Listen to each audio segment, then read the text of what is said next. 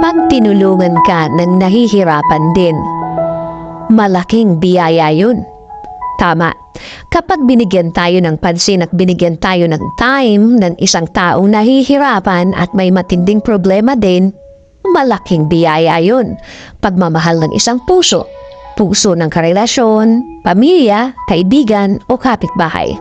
Isang matinding pagpapahalaga ang isang akto na ito dahil siya rin ay nahaharap sa isang problema.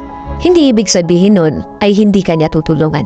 Ang mga oras na ito ay patunay na may koneksyon sa inyo na hindi matitibag ng sinuman, ng anuman. Matatag na ang inyong samahan o pinagsamahan. Ang mga ganitong relasyon ay tinitreasure sa buhay.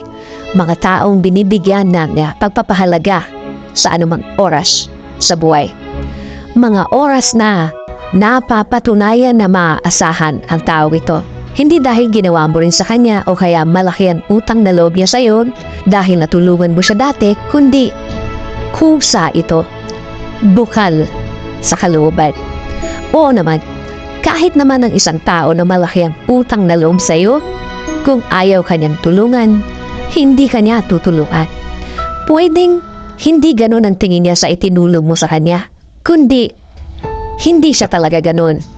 Pero ang taong pinili kang tulungan, kahit na may problema din siyang matindi, siya na yun. Maring busy rin siya, maring nakatutong din siya sa problema niya, pero tinulungan ka pa din niya. Choice niya pa rin na mag-extend ng kamay niya. Hindi dahil sa may utang na loob siya, kundi isa siyang mabuting tao.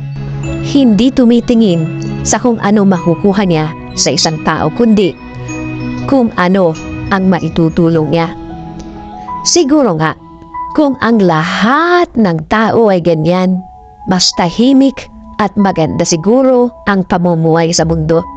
Walang malaking problema ang sasalubog sa'yo at sasakit ang ulo mo ng grabe dahil may mga taong willing tumulong kahit na may problema rin silang matindi na kinakaharap.